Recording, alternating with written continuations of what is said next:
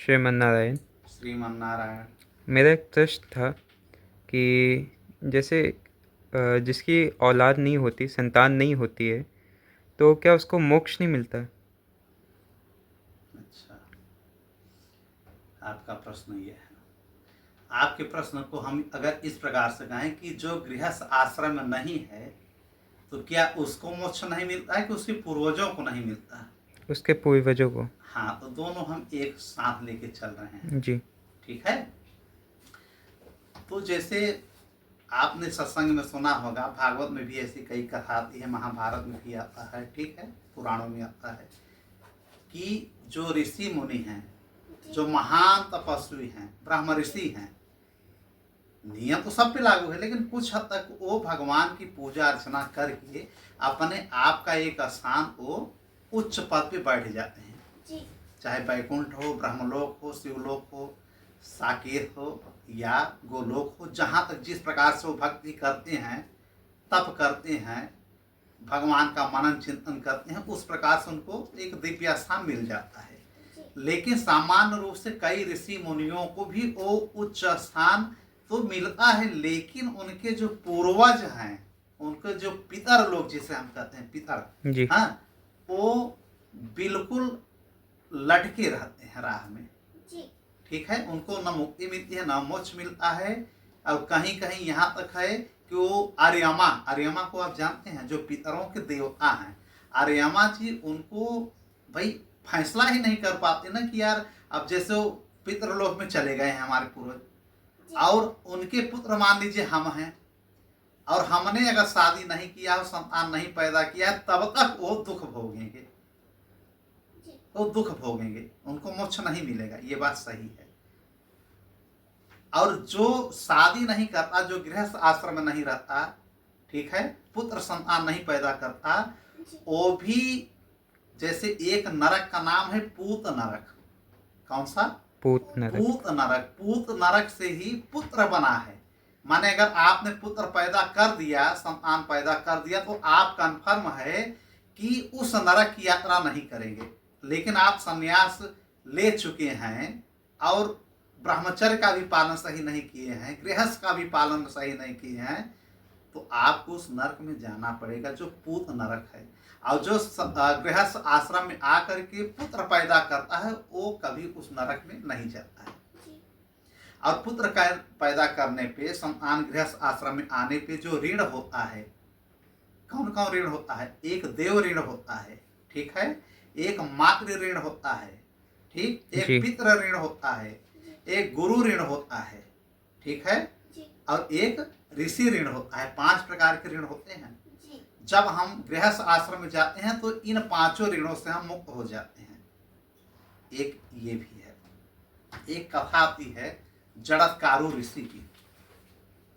जड़त्कारु के विषय में अभी हमने आस्तिक का ये कथा हमने सुनाया होगा। आस्तिक जो सांपों को दाह संस्कार में सारे सांपों को जाने से रोकते हैं। बहुत सांप चले जाते हैं, भस्म हो जाते हैं राजा जन्मेजय के यज्ञ में, लेकिन कुछ सांपों को आस्तिक ऋषि बचा लेते हैं। तो कौन है आस्तिक ऋषि?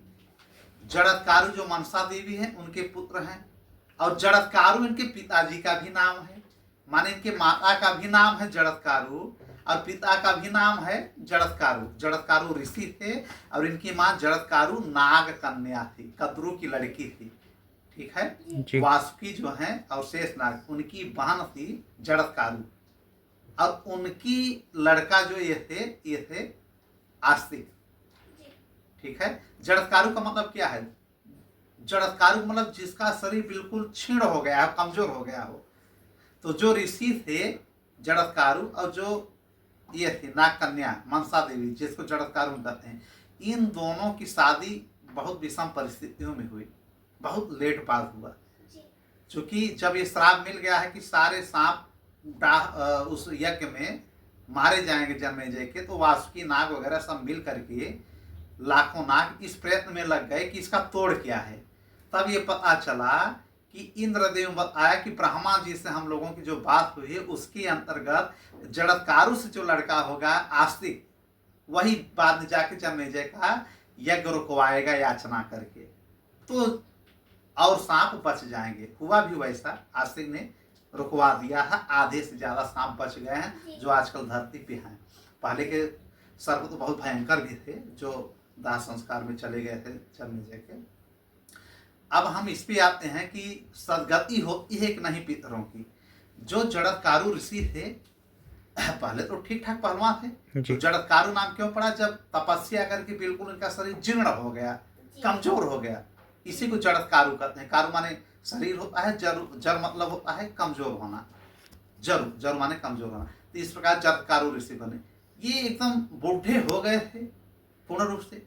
एक बार जंगल में भगवान की पूजा अर्चना करके इसे भ्रमण कर रहे थे, तो देखे कई ऋषि मुनि जैसे लोग ऐसे उल्टा होकर के एक छोटे से पतले से डाली पे लटके हुए हैं, और जिस डाली पे लटके हैं उसको भी चूहा काट रहा है, और नीचे गड्ढा बना हुआ है, वहीं लटके हुए हैं। तो जड़त्कारु ऋषि रुक गए और बोले कि अरे आप लोग कौन हैं? देखने तो महान विभूति लग रहे हैं, और इस कुएं में और पतले डाल पे लटके हुए वो भी चूहा काट रहा है। आपकी मदद हम कैसे करें, किस प्रकार से करें? अगर हम बचाना भी चाहेंगे तो उधर चूहा काट काट के कम पतला कर दे रहा है डाली को, और इधर गिरेंगे तो कुएं में आप लोग मर जाएंगे। तब उन्होंने कहा, जो लटके हुए थे 5-7 लोग उल्टे, उन लोगों ने कहा कि हम लोग पितर हैं, किसी के पूर्वज हैं, पितर लोग हैं, और हमारे वंश में केवल एक ही लड़का था, एक ही पुत्र था जो हमारे पूरे वंश में, उसका नाम था जड़त्कारु। अब वो ऋषि बन चुका है, अब ब्रह्मचारी होकर के ऋषि बन करके संन्यास ग्रहण कर लिया है, गृहस्थ आश्रम में नहीं है। अब हमारा उधर वंश नहीं चल रहा है, कोई है नहीं, तो वो जब गृहस्थ आश्रम में चला गया तो हम लोग लटके हुए हैं। ये चूहा जो है काट रहा है, इसका मतलब क्या है? चूहा जो डाली को काट रहा है ये काल है, ये यम है। ये अब जब कट जाएगा तो हम लोग को मोक्ष नहीं मिलेगी, एकदम गर्त में गिर जाएंगे। कुआं क्या है? गर्त है। अब हम लोग नरक में चले जाएंगे, हमको बचाने वाला कोई नहीं है। ऋषिवर तुम अच्छे लग रहे हो, देखने में बुद्धिमान हो, कभी एक जड़त्कारु ऋषि मिले जो हमारा जो है वंश का है, उससे ये बताना कि वो शादी कर ले, गृहस्थ कर ले, गृहस्थ आश्रम में चला जाएगा, और एक लड़का लड़की कुछ अगर पैदा पुत्र हो जाएगा तो हम लोग मुक्त हो जाएंगे, मोक्ष मिल जाएगा।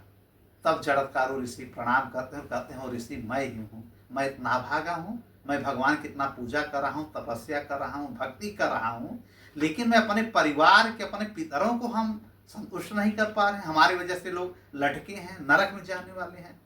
तब वो कहते हैं कि मैं जरूर शादी कर लूंगा, लेकिन उस कन्या से करूंगा जिसका नाम जड़त्कारु रहेगा, मेरे नाम का, लेकिन मैं उसका पालन लालन खर्चा वहन नहीं करूंगा, और जब मैं चाहूंगा पुत्र पैदा होने के पश्चात मैं उसको छोड़ भी सकूं, इतना आप लोग हमारे ऊपर कृपा करिए।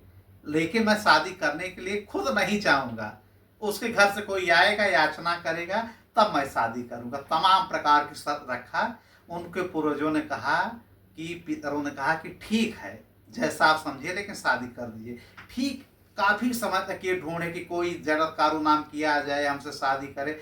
फिर वासुकी ने कई नागों को लगा रखा था, उनको पता है कि जड़त्कारु ऋषि से ही शादी होगी, तो जड़त्कारु के पीछे अपने नागों को लगा रखा था। नाग लोग गए बताए कि अब जड़त्कारु ऋषि की इच्छा है शादी करने की, अब प्रस्ताव लेकर के चली। तब वासुकी ऋषि जाते हैं, जड़त्कारु ऋषि से अपने बहन के लिए शादी के लिए मनाते हैं। फिर जड़त्कारु ऋषि मान जाते हैं अपने शर्तों पे, जब और चले जाते हैं वासुकी के घर पे रहने लगते हैं। जब गर्भ में आस्तिक आ जाते हैं तब एक दिन सूर्यास्त का समय था, अपने पत्नी जड़त्कारु के ऊपर ये सिर रख करके सो रहे, शाम का वक्त था। फिर स्त्री जड़त्कारु मनसा देवी सोची कि शाम का वक्त है, अगर ये पूजा पाठ नहीं करेंगे सूर्यास्त के समय तो इनकी जो है धर्म का उल्लंघन होगा। अब मैं इनको अगर जगा रही हूँ, सो रहे हैं, तो मेरे धर्म का उल्लंघन होगा। चलिए मैं पापी बन सकता हूँ, लेकिन इनके ऊपर पाप न चढ़ने पाए। उन्होंने जगा दिया अपने पति जड़त्कारु को। जड़त्कारु भड़क गए कि मैं सो रहा हूँ, उसको जगा क्यों दी, जाओ मैं तुम्हारे सामने नहीं रहूंगा। तो उन्होंने कहा प्रभु शाम का वक्त है इसलिए मैं जगा, मुझे माफ करे। कहा कुछ नहीं, मैं नहीं माफ करूंगा। सूर्य कितनी हैसियत नहीं है कि जब तक मैं लेटा रहूंगा हमारे बिना पूजा लिए सूर्यास्त कर लेंगे। बताइए ऐसे से ऋषि रहे। सूर्य इतने ही पे रुके रहेंगे जब तक मैं उठ करके पूजा नहीं करूंगा। तो मेरे बल और पराक्रम को समझ नहीं पाई। कुल मिला के उनको छोड़ के जाना, हम नाराज हो गए और जड़त्कारु को छोड़ दिए। अब बोले कि तुम्हारे गर्भ में मेरा पुत्र पल रहा है, मैं भी अपनी जिम्मेदारी से मुक्त हो गया, मेरे पूर्वज भी मुक्त हो गए। अब तुम्हारे जो सांप हैं, सांप वंश सर्प वाले हैं, इनको बचाने के लिए मेरा लड़का काफी है, बचा लेगा।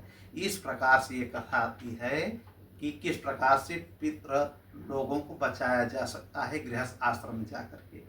आस्तिक हुए माने नागों के ये भांजे हैं। आस्तिक ऋषि बहुत विद्वान निकले। आस्तिक ऋषि नागों के भांजा हैं। जितने सर्प नाग हैं इनके मामा हैं, वासुकी से लेके शेष नाग। फिर ये सब नागों के कहने पर अपने माँ के आदेशानुसार जाकर के जन्मेजय के जो सर्पों का दाह यज्ञ हो रहा है उसको रुकवाते हैं।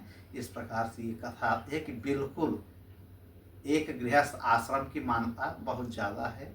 होने से क्या है कि इधर पितर भी खुश हो जाते हैं, इधर अपनी भी सदगति हो जाती है कि जो पुत्र पैदा करता है कई ऋणों से मुक्त हो जाता है और वो उस नरक में नहीं जाता है जिस नरक में जो गृहस्थ आश्रम में नहीं होते हैं, पूत नामक नरक से बच जाता है। राधे राधे। श्रीमन नारायण।